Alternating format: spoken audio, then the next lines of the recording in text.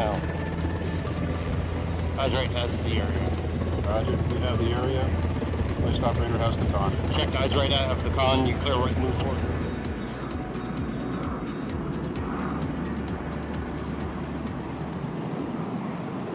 Well, it's great to be in conversation here with you at Cougar. We're having a wonderful time learning about the intricacies of how the Cougar and the Bluedrop relationship formed around this hoist training. So why don't you go ahead and tell us your name and what you do here at Cougar? My name is Gerber. I'm the operations manager for Cougar Helicopters. I've been with the company about 26 years now, previously as a line pilot and as chief pilot, and now as operations manager. So those titles all has a central theme when it comes to regulation, making sure that we stay within regulation, as well as a lot of training and qualification. It's one of the biggest aspects of regulation is how to make sure people are trained and so on. And in my time here, 2007, I think, is the first opportunity we had to work with Bluedrop. And right from the start, I think we felt that that's an organization that really knows how to tease out learning from somebody. Doesn't matter the subject, because they're not necessarily experts in what we do, but they're experts in learning and technology and so on. And so this is the second opportunity we get to work with them. Yeah, it's been good, right? And so Bluedrop is an important part of that for us, yeah. When you get into the aerospace industry, you know, training, certifications, qualifications, as you know, as the operations manager in your role, are so vitally important. Yeah. How does this style of training feed into that? Yeah. We're very familiar with that aspect of training and how to accomplish that from the pilot side.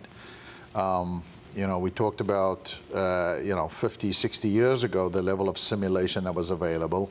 You know, I think you were lucky if you had a wooden box and somebody shook it around for you, but look where we are today. It's to a point where you can walk out of a simulator, and actually next flight you do is with passengers, if it's a new type.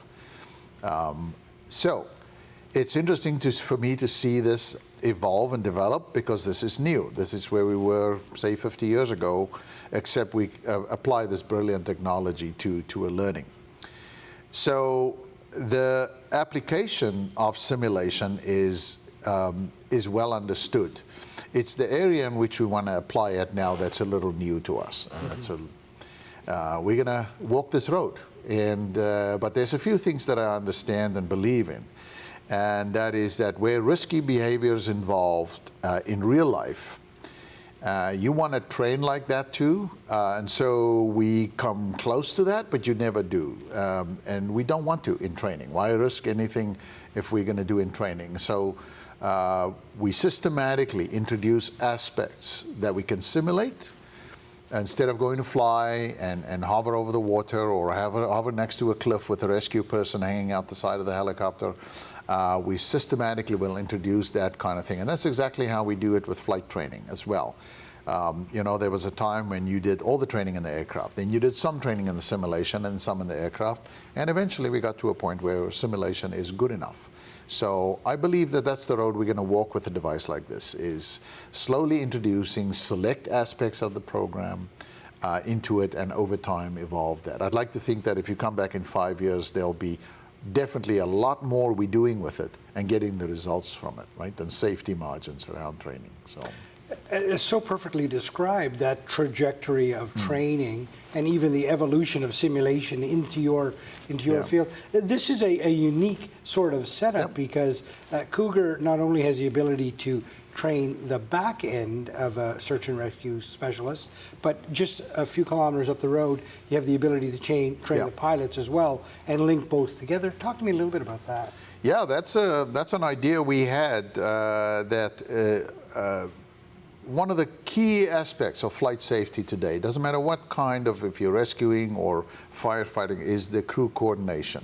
Is the ability to one person, be it the pilot, speak to a rescue hoist operator, be clearly understood, have to only say it once, and know what needs to be done. And especially in an emergency, to be able to convey that emergency to the crew back and forth. Eyes right has the area. Roger, you have the area. Hoist operator has the con. Check, eyes right out of the con, you clear right, move forward 100. 100. Good line. So for us not to have linked the visual flight simulator and the hoist simulator, that would have been negligent almost in my view, because they're right there, the technology is there, we got to link them up. Because to us, we can teach the guys the physical exercises, but really it's the real-time communication between the two of them, and that's what we achieve here. Yes, there are interesting visuals, there are interesting things and noises and so on, but we're really working on is how they communicate with each other efficiently and safely and without flaw, that no misunderstanding takes place. So that's the one aspect I like. The other aspect is that we can do a mission together now. It's not, well, pretend you're over there and pretend there's a wind blowing and pretend the helicopter is next to a tree and so on.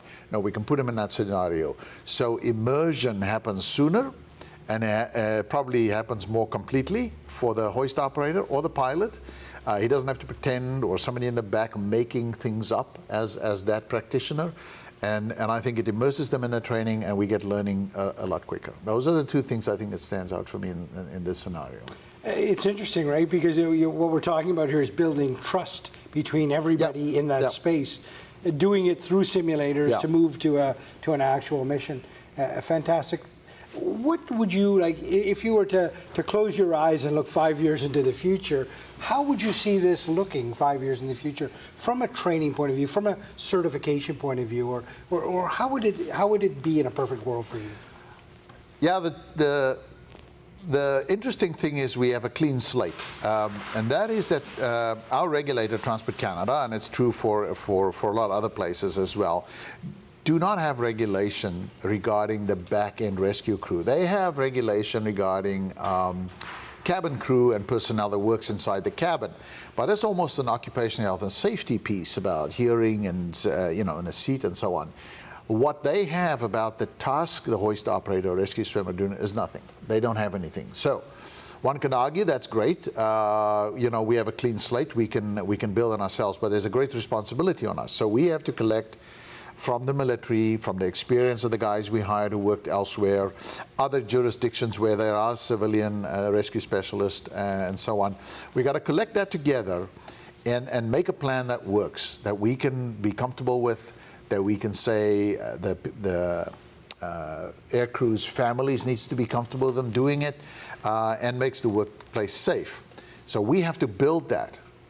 Now, that also means there's no simulation component to it. So we got to build that. And over time, I think incrementally, we'll discover things that we can plug into a training program and say, let's extract these 5 hours of flying, doing this exercise, we'll put it in a simulation, and because we can repeatedly do it quickly, maybe we can whittle that down either to 2 or 3 hours, and then get in the aircraft, and we're well practiced, and it's an efficient mission. So we train over here, and we check over here, make sure. Now, every now and then you'll find something you definitely just want to do in the aircraft, but I think there's a lot of it. So our task has been to take the syllabus that the rescue specialists have, and if I'm not mistaken, we're talking about 20 different lesson plans, and we've identified those that we believe can be done in here. We're now in the process of adapting those to a simulation environment because you train it a little bit differently. In fact, you can repeat quite nicely. Very rapid repeats. It's something we learn in the flight simulation as well. So perhaps learning happens quicker, but you do want to consolidate that in the aircraft. So I see an incremental growth, initially picking some elements of training, then solidifying them, and eventually get to a point where the regulator comes and stands here and he looks and says, yep, I can trust that training aspects, but not that one. And in time, I hope the list gets longer. Right. So a part of the challenge with us is that the hoist operator and rescue specialists are very practical people. If I can speak for them, I'm not one, but if I can speak, they want hands-on. And so the hearts and minds of them are one to convince as well. And I think that'll come with time as well. In 5 years' time, that there's more trust in simulation. Not that there's a lack of trust in it, but we just need to increment it. That there's improved lesson plans, improved safety, and that the regulator has taken notice and say there is a place for this in regulating the rescue crew. That's my view of it for the 5 years. I love your clean slate analogy of it all, and let's stay on that. I like to call it a blank canvas, but let's stay on that blank canvas theme for a moment. And I love how you painted the picture of all of those various stakeholders, kind of leading and being a part of and learning from that as you paint this picture. One of them, of course, would be potential customers. And who do you see as potential customers for this model of training? I think it's a wide list. It's wider than the initial. If you sit long enough, the list is just going to get longer. I think any kind of first response scenario. So obviously helicopter, police, firefighting, offshore rescue, land-based rescue. That's your immediate interest level. But in the end, it is, like I said, a big piece of the training is such crew resource management, is the ability to communicate. So perhaps you can expand a device like this into other areas where there's a deeper communication and understanding between the flight crew and those who work in the back of the helicopter or aircraft. But even if we just stay with those first responders, the list is long. Every town, every police station, every province in Canada has these people that in a moment's notice will rally together, and you want to make sure that you do stuff that people are trained for, and a helicopter is fundamental to any emergency response area. So it's not only existing customers. I'd like to believe that if this device is utilized properly, that people will say, well, maybe we need 4 or 6 of those people qualified, or not just 2, because it's difficult to train, and then we can expand, and that improves rapid response. It ultimately improves the response to the public that those services has.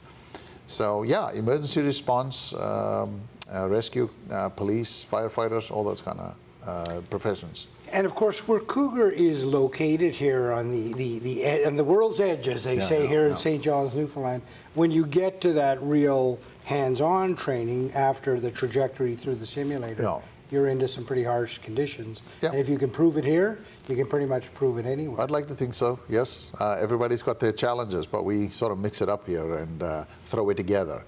And simulation is great for that too, but you can take the environmental aspect out of it as well when you need to focus, and you can put it back when you really want to test the team. You put it right back. But yeah, no, we're at the tip of the world here, and I think that when the crews go out, our training syllabus is written in such a way that we don't always look for the best day to go train. We need to know how it feels, and they jump in the water and they go for a hoisting when it's windy, and we do that. And best to practice for it in a simulator and then go do it. And now you've been at Cougar for quite a few years. You've been around and helped get it to where it is today. I can tell you that we've had the privilege to speak with some incredible people here, and all of them very proud of what it is that they do and where they work. That doesn't happen without good leadership. You're a part of that. I'd like to think so, but it's a large group of people.